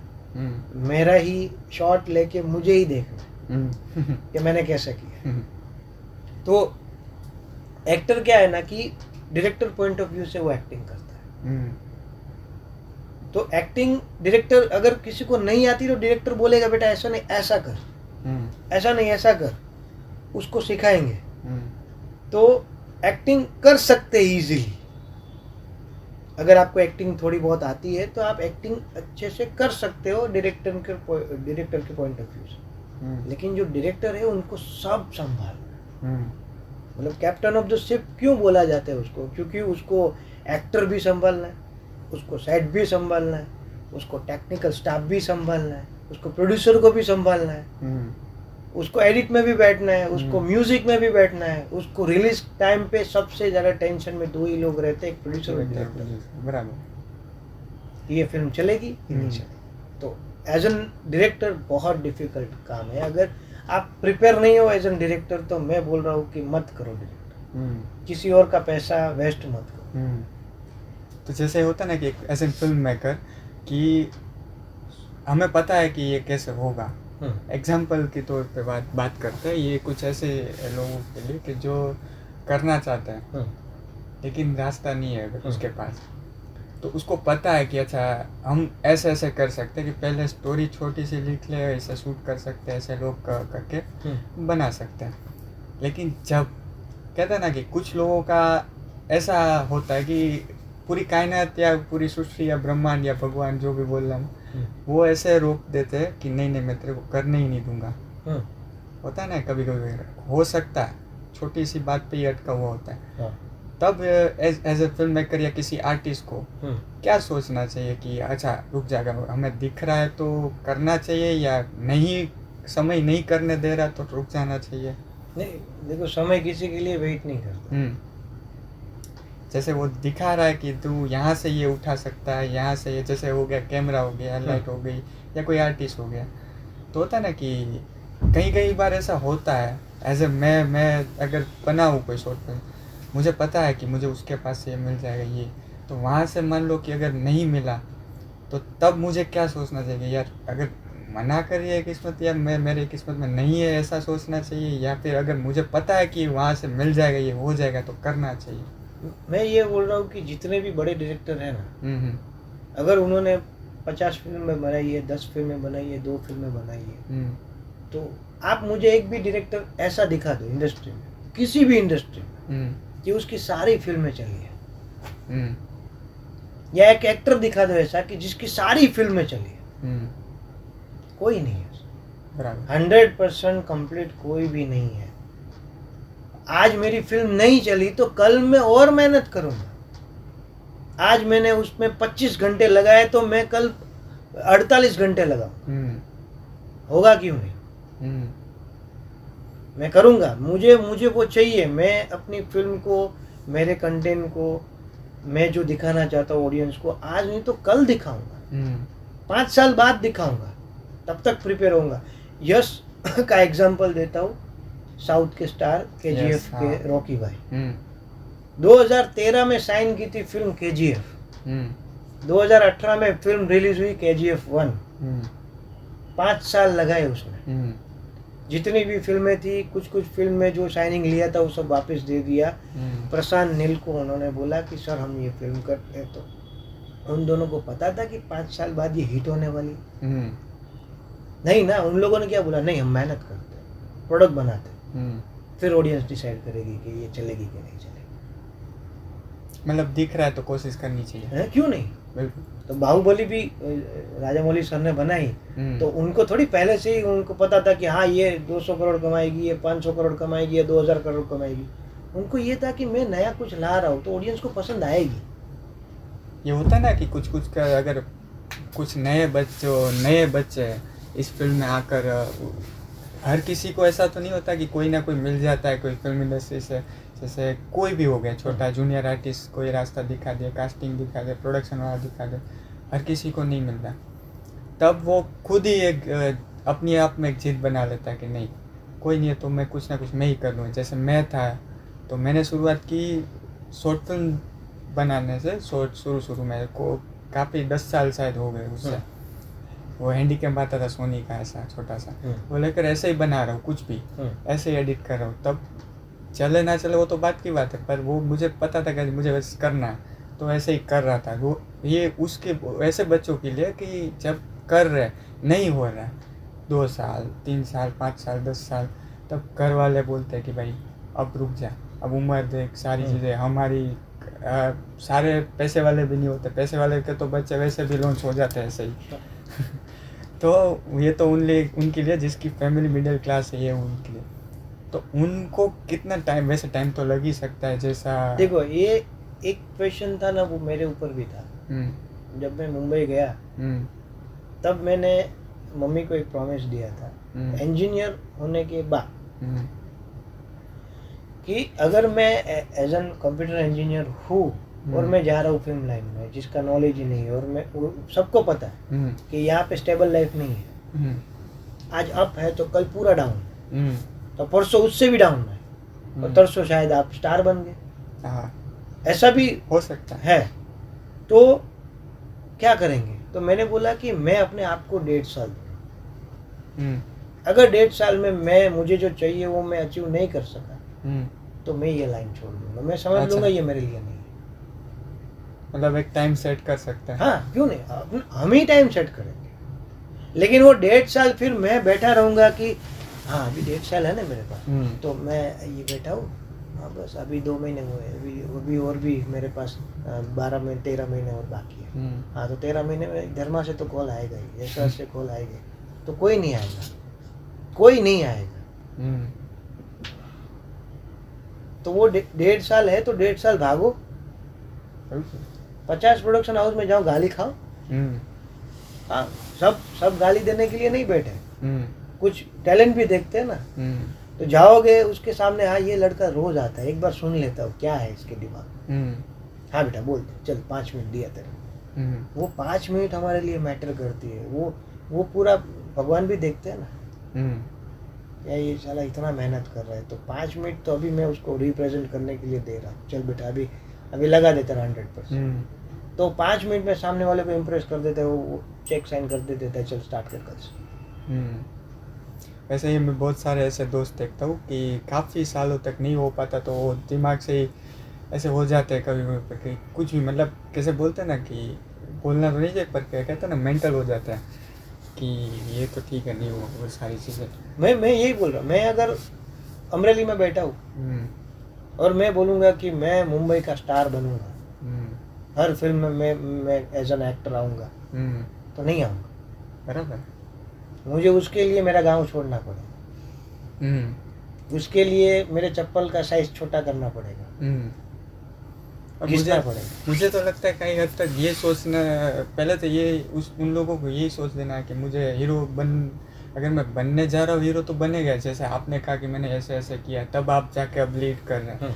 शुरू में तो आप किसी का भी शायद हो, ऐसे कोई बड़े डायरेक्टर का लड़का हो तो शायद हीरो बन जाएगा शुरू में, लेकिन शुरू से तो कोई हीरो नहीं बन पाएगा। तो होता है ना कि मुझे यार अच्छा ऐसे रोल नहीं मिल रहे तो ये नहीं कर रहा हूँ, क्या करना चाहिए तब? कोई भी रोल कर लेना चाहिए या जो मौका मिल रहा है उसमें अपना परफेक्ट देना चाहिए? देखो, हर आर्टिस्ट एक ओरा लेके काम करता है, पता नहीं कौन सा उनका सीन क्लिक हो जाए। बहुत सारे डायरेक्टर है वो सिर्फ लीड एक्टर को नहीं देखते, वो सेकेंडरी कास्टिंग को भी देखते हैं। अगर 5 मिनट के लिए भी वो आया है तो वो भी देखते हैं। नवाजुद्दीन सिद्दीकी का एग्जाम्पल है, मुन्ना भाई MBBS में उन्होंने जो रोल किया था वो आई थिंक 10 मिनट का था, ज़्यादा से ज़्यादा। तो 10 मिनट में अनुराग कश्यप को लग गया कि गैंग्स ऑफ वासेपुर का ये कैरेक्टर कर लेगा, बराबर। उसको लगा कि हाँ मैं इसको दे सकता हूँ, उन्होंने दिया। और आज देखो नवाज भाई कहाँ है, पंकज सर कहाँ है। आपने रन पिक्चर देखी है? उसमें कौवा बिरयानी वाला जो था वो पंकज सर थे उसमें। अच्छा, पंकज त्रिपाठी। तो ये सब जो छोटे छोटे होते हैं वो तब दिखता है बहुत सालों के बाद। हाँ, नहीं, वो हर रोल मैटर करता है हमारे लिए। किसी को पासिंग भी अच्छी है, स्मार्ट दिख रहा है, कौन है वो लड़का, तो वो भी देखते हैं। हर जगह पे कोई ना कोई रोल हमारा क्लिक हो जाए, तो करते रहो मेहनत।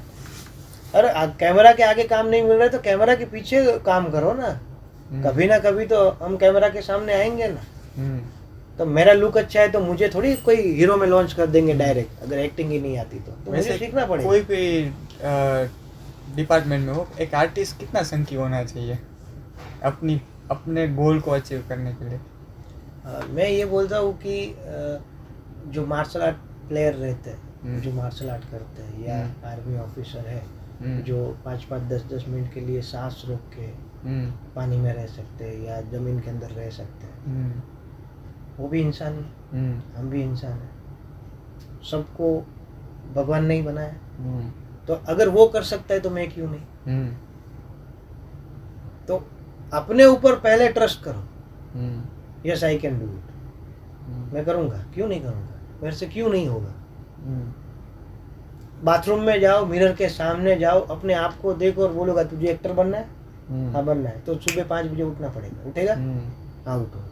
भागना पड़ेगा, भागेगा, भागूंगा। 10 जगह से गाली खानी पड़ेगी, खाएगा, हाँ खाऊंगा। मार थप्पड़ तेरे मुंह पे, अपने आप को जो जोर से थप्पड़ मारे ना, वो इंसान कुछ भी कर सकता है। तो जैसे आपने बताया कि आपकी पहली फिल्म बहुत अच्छी फिल्म थी कि धर्मेश सर के साथ जीरो सफलता, वो जब आपकी कास्टिंग हुई तो वो आपकी कास्टिंग कैसे हुई उस फिल्म में? शुरू में उसमें क्या था? पहले तो आपने बहुत सारी चीज़ें की थी, तो उसने ऑडिशन हुआ होगा शायद से जीरो सफलता के लिए। वो सफलता 0 किलोमीटर के जो डायरेक्टर थे अक्षय याग्निक, वो मेरे फ्रेंड थे। अच्छा। और वो उनका एक सब्जेक्ट था ये डांस बेस्ड गुजराती फिल्म, और हम लोग एक इन्वेस्टर ढूंढ रहे थे कि अच्छा इन्वेस्टर अगर मिले तो हमें ये प्रोजेक्ट में पहले से शुरू से ही था। तो अक्षय भाई ने बोला कि निकुंज, मैंने 2-3 तेरे कैरेक्टर देखे और तू कॉमेडी अच्छा करता है, तो ये धर्मेश भाई के साथ वाला जो अमित का रोल है ना, वो मैं चाहता हूँ तू कर। मैंने बोला ओके, नो प्रॉब्लम भाई। तो वो बोलते कि तू कर लेगा, ठीक है, आपको कॉन्फिडेंस है, मैं कर लूँगा, तो 100% करेंगे। तो फिर हम लोगों ने, मैंने, अक्षय भाई ने, विरल लवन जो हमारे म्यूजिक डायरेक्टर थे, हम सब ने साथ में मेहनत चालू की। प्रोड्यूसर मीटिंग करना, बहुत मीटिंग की, सबको कन्विंस करना आसान नहीं है किसी को, बिल्कुल। लेकिन मीटिंग की, फिर एक जगह पे हम गए और उन्होंने बोला कि हाँ प्रोजेक्ट स्टार्ट करो। तब हमें लगा कि हाँ चलो कोई तो मिला, कोई तो है जो हमारी मेहनत को समझ रहा है। और फिर हमने वो फिल्म स्टार्ट की, फिल्म बनी, अच्छे से बनी, फिल्म रिलीज हुई, लेमलाइट में भी आई, 1 महीना जैसे आया कोविड आ गया। तो मेरा काम जो दिखना चाहिए ऑडियंस को, मुझे लगा कि सफलता के बाद 3-4 प्रोजेक्ट मिलेंगे। मैं ये नहीं बोल रहा था कि लीड में मिलेंगे, चलो सेकेंडरी कास्टिंग हो, है ना, सेकेंड लीड, थर्ड लीड, कोई भी हो, कि दोस्त का कैरेक्टर मिल गया, वैसे कैरेक्टर मिलेंगे लेकिन बैक टू बैक काम मिलेंगे, बिल्कुल। लेकिन वहाँ पे स्टॉप हो गया। हम्म। तो ताने भी सुनने पड़ते हैं ना। वो सफलता वो तो 0 है। किलोमीटर धर्मेश सर के साथ किए उसने, अभी देख किधर है, घर पे बैठा है। अब तो बैठा हो ना भाई, नहीं है काम तो घर पे बैठा हूँ। बराबर। तो पहले भी 2013 के पहले भी मैं घर पे ही बैठा था। अब दिख रहा है ये हाँ, ज्यादा। फिर गया ना मैं सेट पे, वहाँ पे सीखा ना, फिर आया ना एज एन एक्टर, तो अभी वापस आऊँगा। बराबर।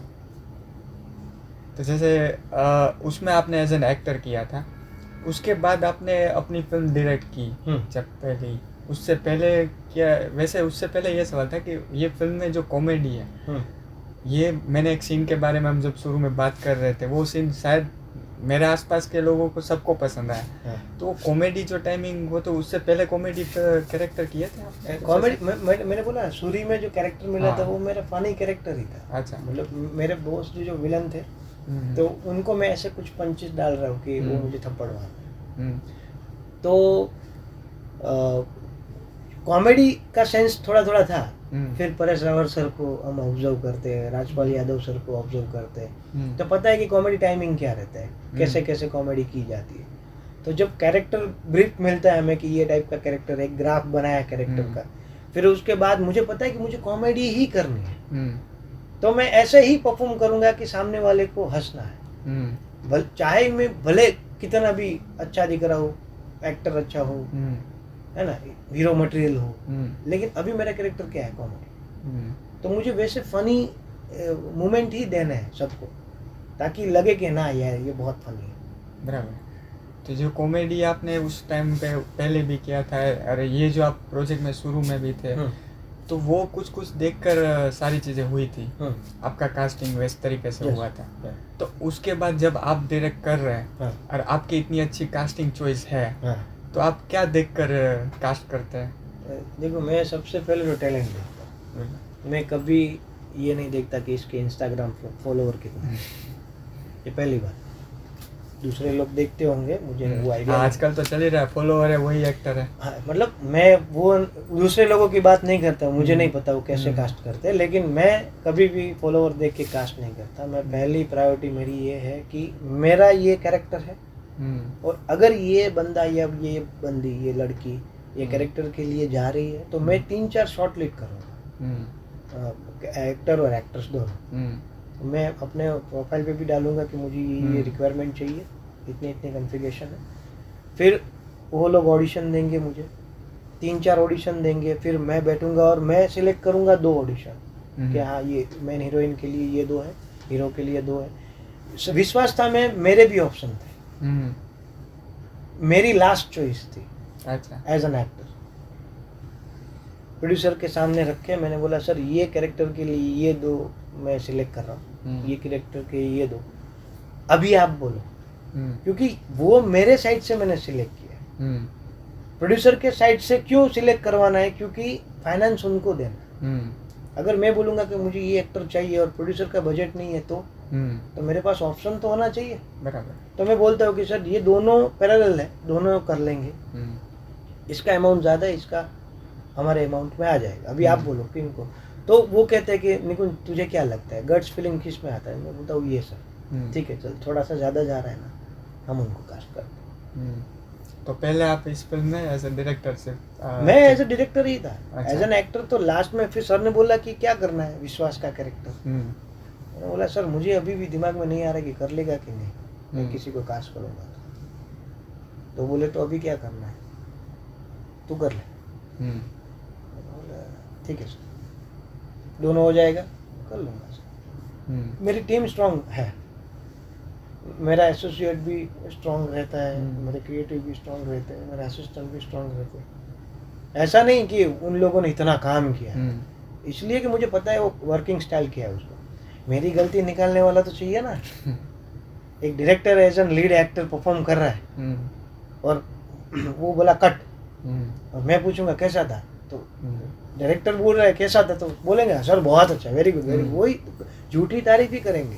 लेकिन मुझे वैसे लोग चाहिए जो बोले नहीं यार वन मोर, एक और दे। तो आपका फेवरेट जॉनर कौन सा है? जैसे ये आपने कॉमेडी किया, आपने एक्शन सीक्वेंस भी थोड़ा बहुत किया, फिर आप आपके हिसाब से आपको क्या लगता है कि आप इस जॉनर में बेस्ट हो सकते हैं? मैं नेगेटिव में ज़्यादा नेगेटिव। बेस्ट। हाँ, ये कब पता चला आपको? जब मैंने ऑलमोस्ट अभी जितना अगर मेरा ग्राफ देखो ना, मैंने पॉजिटिव से ज़्यादा नेगेटिव किया।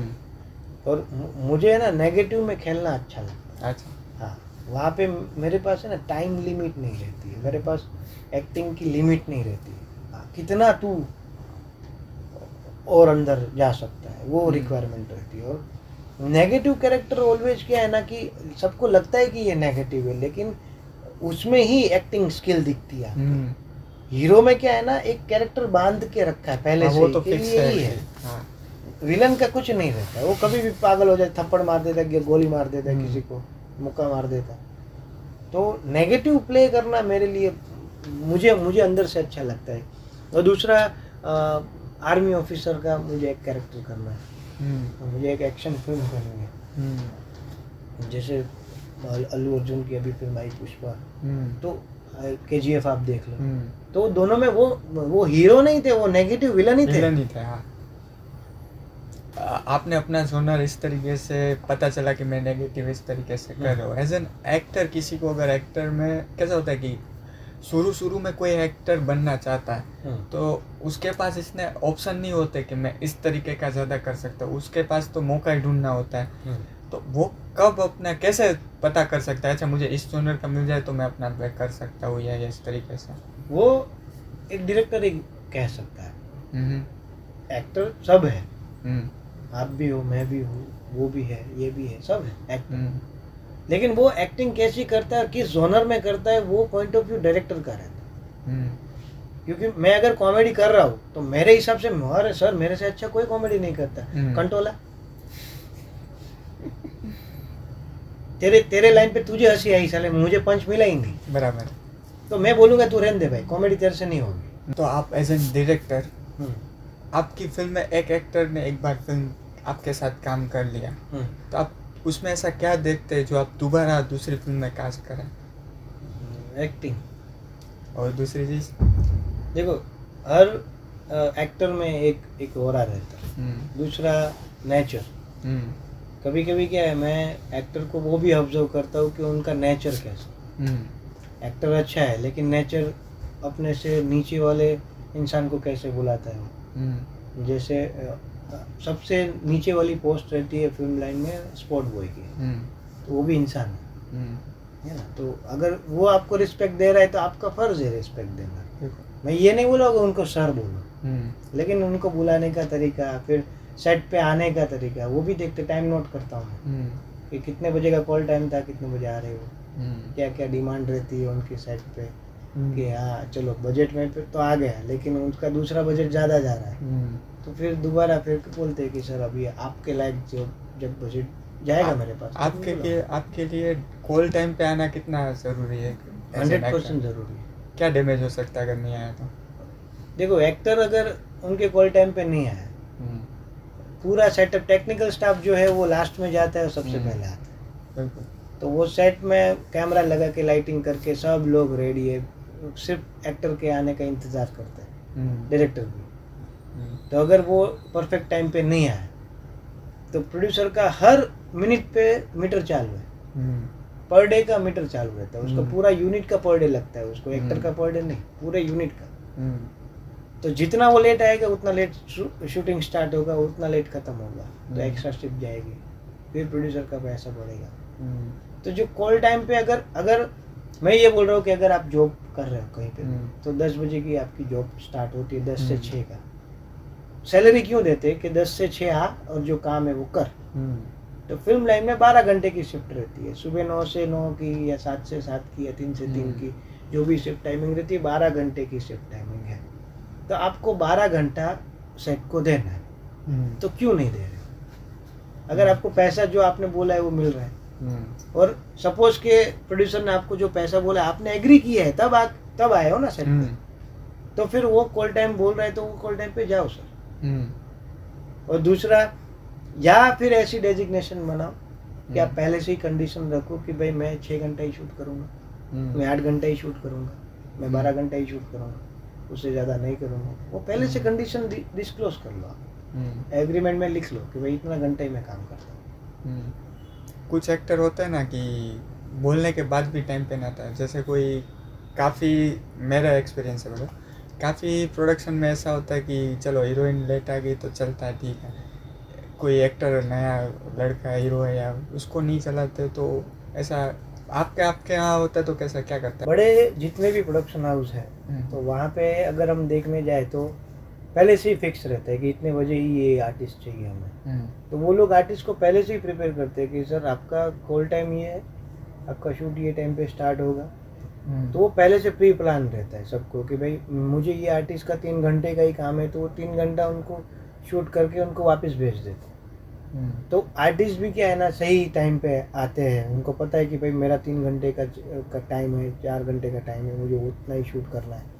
दूसरा, जो भी डीओपी रहते हैं ना, वो अगर आउटडोर शूट है तो वो सन के पोजीशन के हिसाब से शूट करते हैं। तो अगर मुझे अर्ली मॉर्निंग शूट करना है जब सनराइज हो रहा है, तो आर्टिस्ट बोलेगा मैं सर 8 बजे आऊँगा, तो नहीं चलता है। उसको आना 5:30 बजे आना ही है, नहीं हाँ मेकअप के साथ रेडी ही रहना है। तो उनको पता है कि मुझे 4 बजे जाना पड़ेगा। तो जो आर्टिस्ट समझते हैं उनको, और सारे जितने भी बड़े आर्टिस्ट हैं वो सब समझते हैं कि वो टाइम सर्टेन टाइम है, जिस टाइम पे हमें शूट पे जाना ही है और एनी हाउ करना ही है।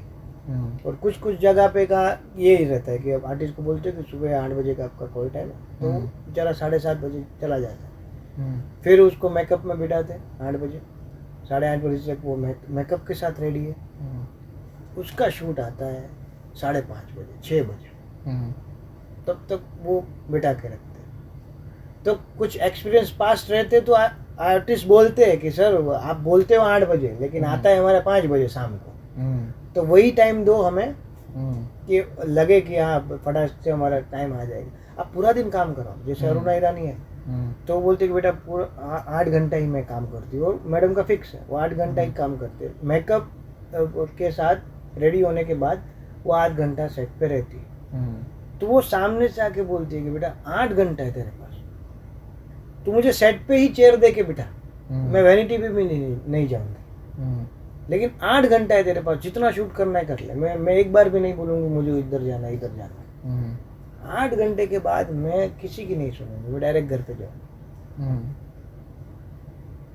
तो वो 8 घंटा, वो आर्टिस्ट को पता है कि मुझे 8 घंटा देना है, तो वो वहीं पे बैठे रहेंगे डायरेक्टर के सामने, सर मैं यहीं पे मैं यहीं पे हूँ, ले लो फटक से, 8 घंटा ही है, फिर नहीं हूँ। तो जैसे आपने बहुत सारी ऐसे एक्टर किन किन बातों का ध्यान रखना है, वैसे आपने बहुत अच्छे से समझा है। वैसे बात करने का तो बहुत सारी चीज़ें हैं कि शायद वेब सीरीज़ बन जाए इस पर तो मैं कोशिश करूँगा आपसे दोबारा वापस से बात करें, लेकिन उससे पहले मेरा एक और सवाल है कि एज एन डायरेक्टर और एज एन एक्टर ऑडियंस के लिए क्या ध्यान रखना है, कि एज ए एक्टर क्या ध्यान रखना है, एज एन डायरेक्टर क्या ध्यान रखना है कि हमें ये करना चाहिए ताकि हमारी ऑडियंस मिले या बनी रहे? देखो, एज एन एक्टर मैं ये बोल रहा हूँ कि आप ये मत सोचो कि मैं वर्सेटाइल एक्टर हूँ, वो आप बनोगे।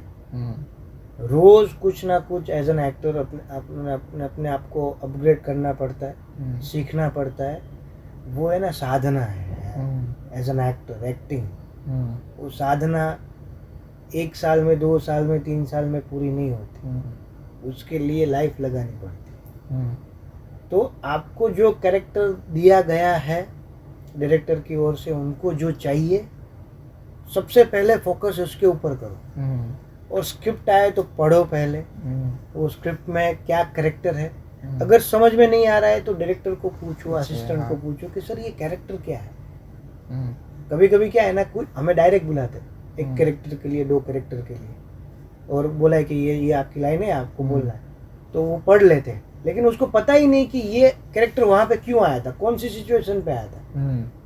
तो एज एन आर्टिस्ट एक बार पूछो डायरेक्शन टीम से कि सर ये कैरेक्टर आ रहा है तो किस सिचुएशन में आ रहा है, इसके पहले क्या हुआ था कि ये आया, और इसके बाद क्या होने वाला है ये जाने के बाद। उतना ब्रीफ दे दो तो एक्टर है ना एक ग्राफ बनाएगा। अच्छा ये सिचुएशन पे ये आ रहा है तो मतलब इसका पारा ये होगा, वेवलेंथ ये होगी उसकी वॉइस, तो मेरा वॉइस उसके मैच होना चाहिए उससे वेवलेंथ। तब जाके वो एक्टर उसको पैरेलल लगता है कि हाँ नहीं परफॉर्म किया, लेकिन मुझे पता ही नहीं कि इसके पहले क्या हुआ था। और वो कैरेक्टर गुस्से में है और मेरा जो डायलॉग है वो गुस्से वाला नहीं, मुझे नहीं लगता कि उसमें गुस्सा होना चाहिए, तो मैं वो गुस्सा कर रहा है, मैं सॉफ्ट बोल रहा हूँ, तो मर्ज ही नहीं होगा।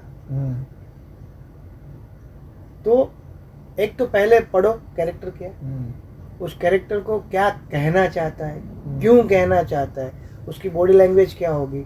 अगर आपको डायरेक्टर बोल रहा है कि अपने हिसाब से कर बेटा, तो अपने हिसाब से ग्राफ बनाओ कि अच्छा ये कैरेक्टर है, ये मुझे करना है, ऐसा करूँगा मैं। फिर डायरेक्टर को एक बार दिखाओ कि सर ये ओके, वो बोलेगा कि नहीं ये परफेक्ट है।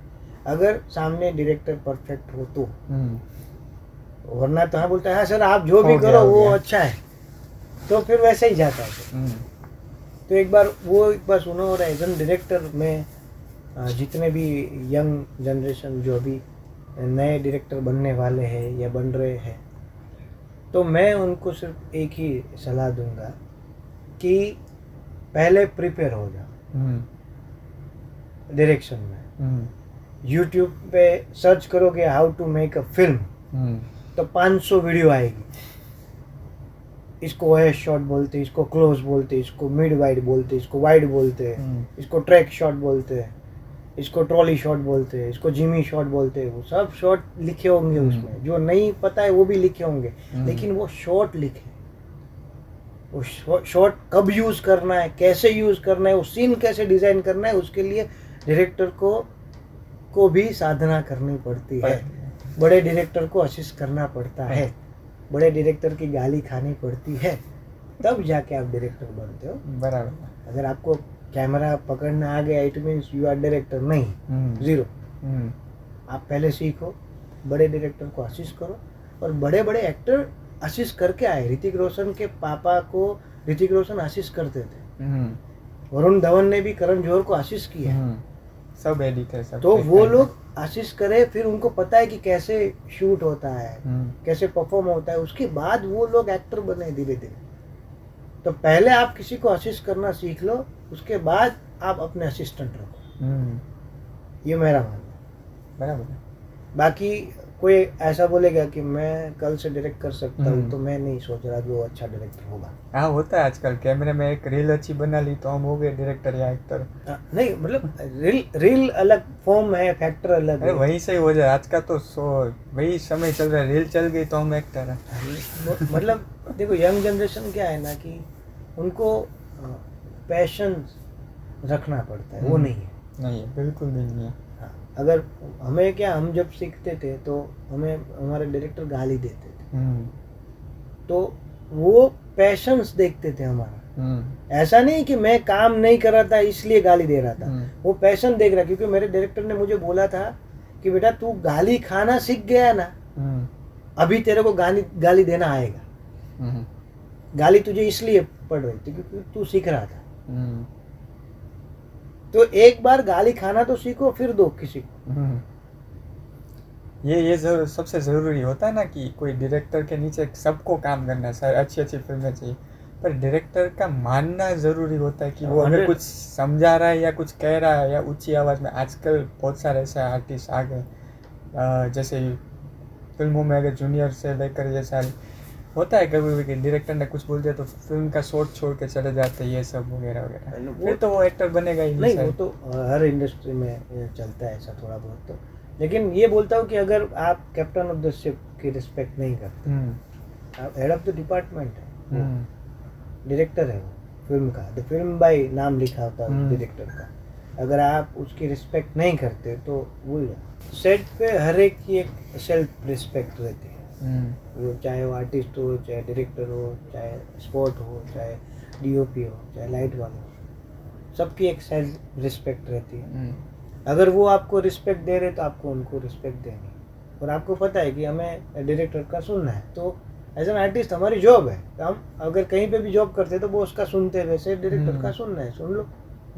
हाँ, अगर डायरेक्टर गलत वे में बात कर रहे हैं तो फिर एज एन आर्टिस्ट वो उनसे अपोज कर सकता है कि सर ये गलत वे में आप बात कर रहे हो, पहले आपका लैंग्वेज चेंज करो। लेकिन ज़्यादातर ऐसा होता नहीं कि डायरेक्टर और आर्टिस्ट झगड़े हो इतने कि शूटिंग रुक जाए या कोई सेट छोड़ के चला जाए।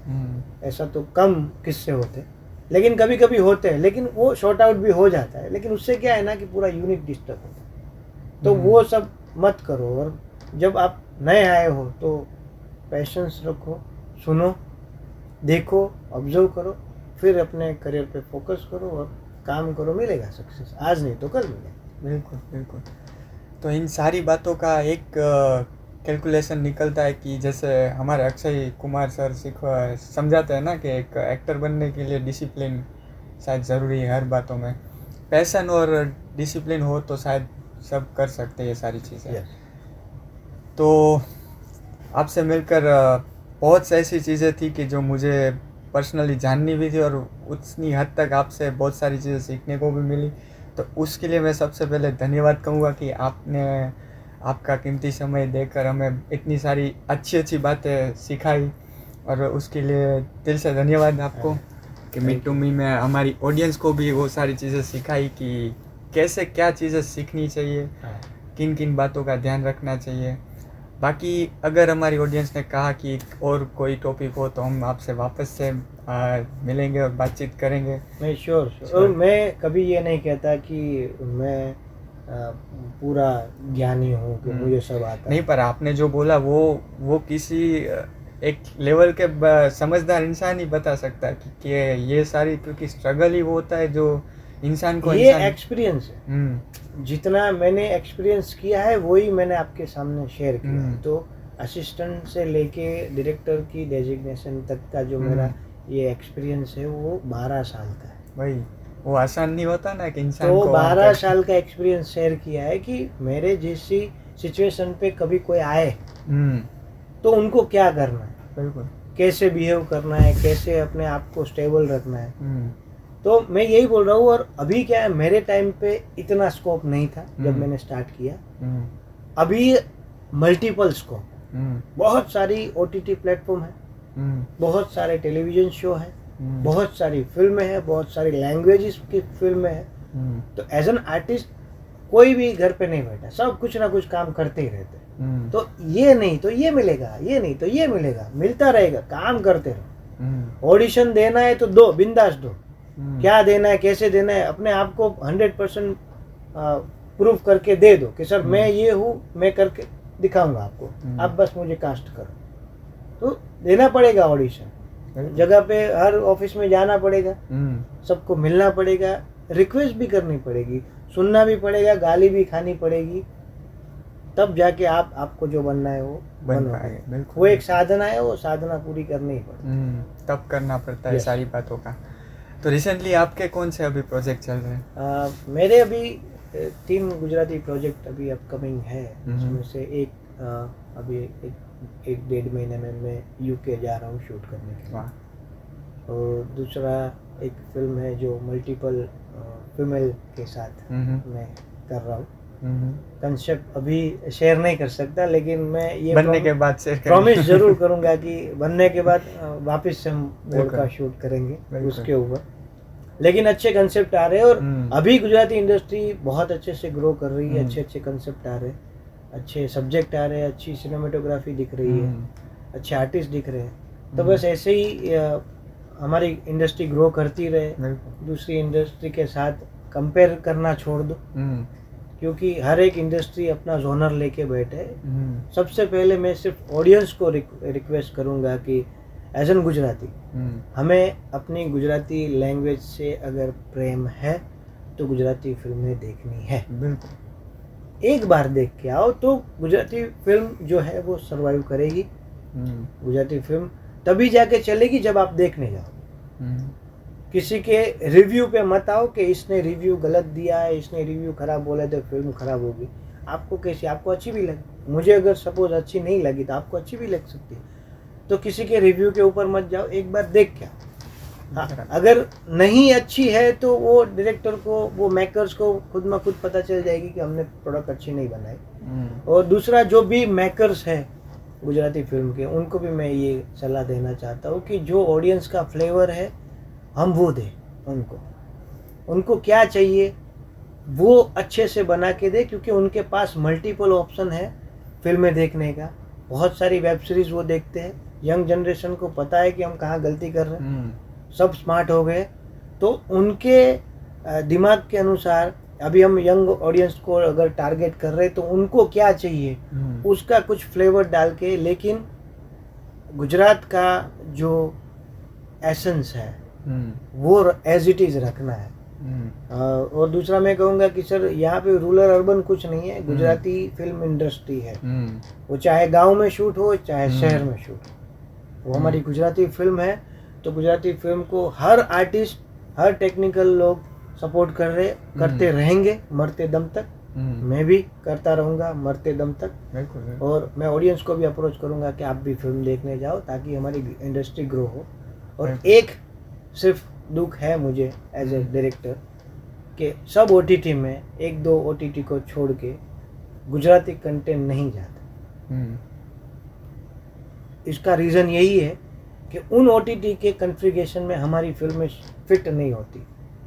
तो उसका क्या रीज़न है, उसके ऊपर थोड़ा सा वर्क कीजिए ताकि हर प्लेटफॉर्म पे हमारी गुजराती फिल्में जाए, गुजराती वेब सीरीज़ जाए। तो उसके लिए मैं मेहनत कर रही हूँ और सबको साथ में मिल के मेहनत कर रही हूँ। बिल्कुल, बहुत अच्छी बात आपने की कि ऑडियंस ही एक है कि जो हमारी फिल्मों को एक स्टेज दे सकती है। जहाँ जहाँ नहीं जा सकती, मुझे लगता है हम गुजराती पहुँचा सकते हैं। तो थोड़ा ध्यान दीजिए गुजराती मूवी पर। 100%। बिल्कुल। तो कैसा है कि बहुत अच्छा आपने समझाया सारी बातें एज एन एक्टर के लिए। और बाकी आपकी आने वाली फिल्म, वैसे मैंने आपका काम देखा, इतना अच्छा है कि मैं चाहता हूँ कि वापस से आपसे एक बार फिर से मिलूँ और हम ज़रूर मिलेंगे। 100%। तो मैं तो इंतज़ार कर रहा हूँ आपकी नेक्स्ट फिल्म का। तो उसके बाद जब हम मिलेंगे तो उस फिल्म के बारे में बात करेंगे, लेकिन उसके पहले हम एज अ डायरेक्टर भी बात करें। क्योंकि आपका जो बोलने का, जो डायरेक्शन करने का जो तरीका है, मुझे पर्सनली आज पता चला कि आप कितने अच्छे डायरेक्टर होंगे अपने सेट पर, क्योंकि यहाँ पर इतने अच्छे से नरेट कर रहे हैं चीज़ें। तो एक्टर के लिए तो बहुत अच्छा होगा और पर्सनली मुझे बहुत अच्छा लगा आपका एज अ डायरेक्टर। तो चलिए, thank you very much. Thank you very much.